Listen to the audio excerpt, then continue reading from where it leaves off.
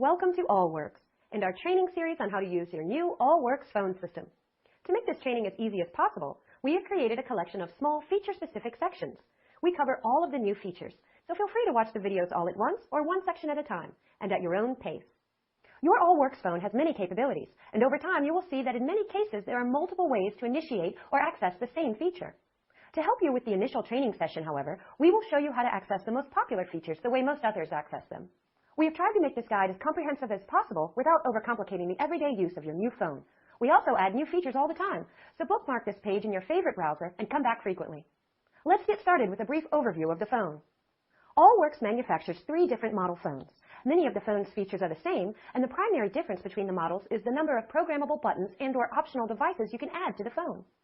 The easiest model to use is the 9204. This model has only 4 programmable buttons. Next comes the 9212 with 12 programmable buttons, and our largest model is the 9224. One of the available options on the 9224 is the telephone expander. Each expander adds 24 more buttons, and with the maximum of 3 added expanders, you can have a phone with 96 programmable buttons.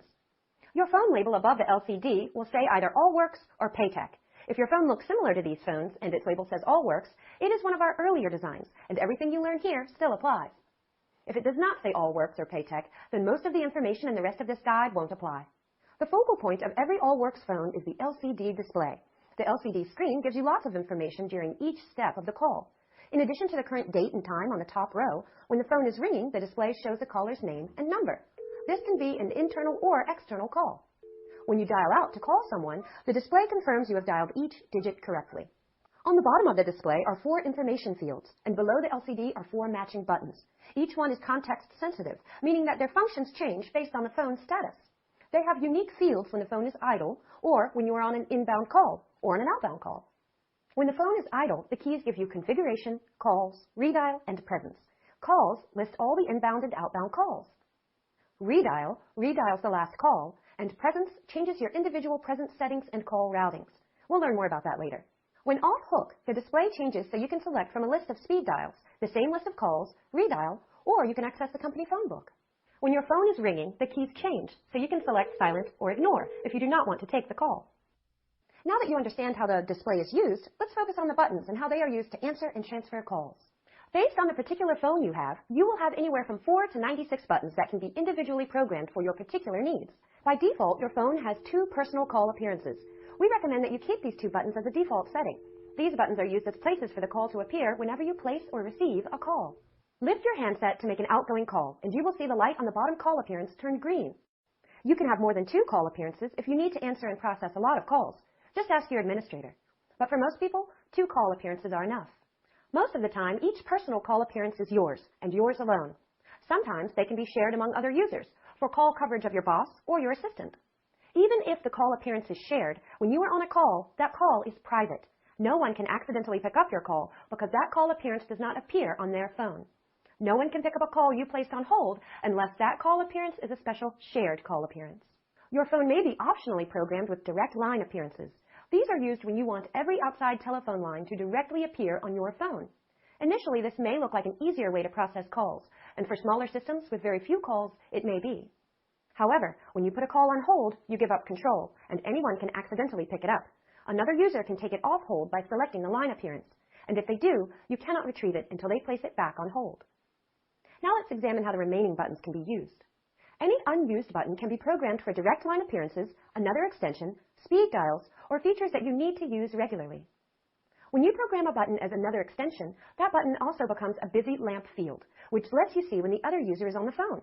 When that person is busy, the color of the button next to their name is red, and if they are in Do Not Disturb, the button is solid amber. These same buttons serve another purpose, and that is to call the user with a single push of the button. When you do, their phone will ring, unless, of course, their phone is in Do Not Disturb. You can program a busy lamp field on any available unused button. You need to ask the administrator to program any of your unused buttons for this, so start your list. What do all the colors of the different lines mean? When you access a call appearance, it turns green. If your phone is programmed with multiple line appearances, a line in use by another user appears red on your phone. This makes it easier to know which call you are on, which line or phone someone else is on, or in the case of another extension, whether or not they are on the phone. Installing the paper designation strip on your phone is very easy. Simply lift the tab at the bottom to remove the plastic overlay and lift the strip of paper. Ask your office manager or the administrator for the Microsoft Word template, and then you can reprint or change your own designation strip anytime you need. The most useful feature buttons are right above the keypad. These represent the most frequently used features and are used exactly the same way regardless of which model phone you are using. As soon as someone leaves you a voicemail, your messages key lights red. To listen to your messages, press the button, enter your voicemail password, or follow the prompts on the display. If you want to call someone but don't have a button programmed for their extension, simply press intercom and then dial their 3- or 4-digit number. A list of everyone's extensions should already be distributed, but if not, you can search the phone book on the phone. Every Allworks phone has the capability to easily create a 3-party conference call. If you have the newest 4-button phone, you can even make a 4-party conference call. View the Call Basics section to learn how. If you have answered a call and want to transfer that call to someone else, select the Transfer button and dial the extension where you want to transfer the call. If you have a button programmed for that individual, you can also select Transfer and then select the button next to their name. The Release button is a very easy way to end a call without having to hang up the handset or push down the hook switch. If you are using a headset without an on-off switch on the headset, you will find this to be the easiest way to end the call. Park is a feature used to place calls on a system-wide hold, so anyone else can pick up the call from any other phone. The Info button simply gives you at a glance the current function of each button. This is also an aid that you can use to assist you in labeling your phone. Let's learn how to use your new speakerphone together. Every Allworks phone is a high-fidelity speakerphone, so to place a call using the speakerphone, press the speaker button and start dialing. To answer a call when your phone is ringing, press speaker and say hello. If you have answered or placed a call using the handset, but now wish to change to the speakerphone, press speaker and then hang up the handset. This now places the call on the speakerphone. To transition from a speakerphone call to a handset call for privacy, simply lift the handset again. When on a speakerphone call, you can also end the call by simply pressing speaker. And remember, speakerphones are used when there is no expectation of privacy, so use them at your own discretion. Privacy also works both ways, so avoid noisy areas where background conversations can be heard by the person on the other end of the speakerphone call. The Mute DND button serves 2 purposes. When the phone is idle and you select this button, it puts the phone into Do Not Disturb, meaning that anyone calling you will not cause your phone to ring. This is very useful if you are in a meeting and you do not want the phone to interrupt you. If you are on the handset, headset, or speakerphone and select this button, you will mute the call so that you can have a private conversation without the other party on the call being able to hear you.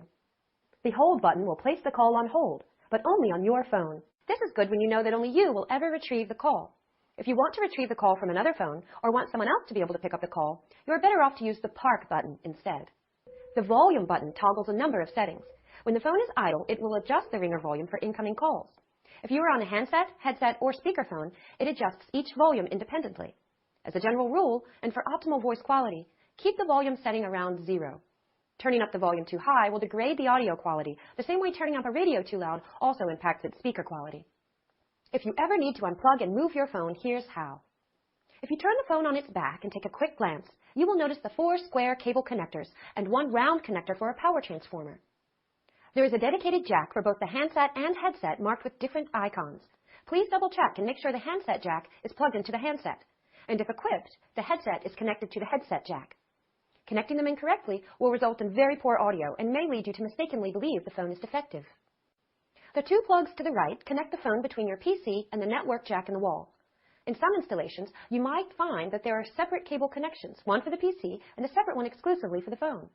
Because the Allworks phone connects directly to the network, you can easily move the phone simply by unplugging and reconnecting the phone into another active jack. But if you encounter problems, please check with your administrator to make sure the phone is plugged in correctly. There is a removable base stand on your phone. If your phone is not wall-mounted, you can easily adjust the base to any of 3 different height positions. Depending on your particular network switch configuration, the phone power may be provided directly, and you may not need the optional power transformer. An easy test is to plug in the cable for the LAN network connection, and if the phone starts its boot up sequence, you do not need the transformer. When you power up your new phone, it will go through a setup procedure before being able to be used. If it does not follow this procedure or result in your name in the display, please contact your system administrator for help. This concludes the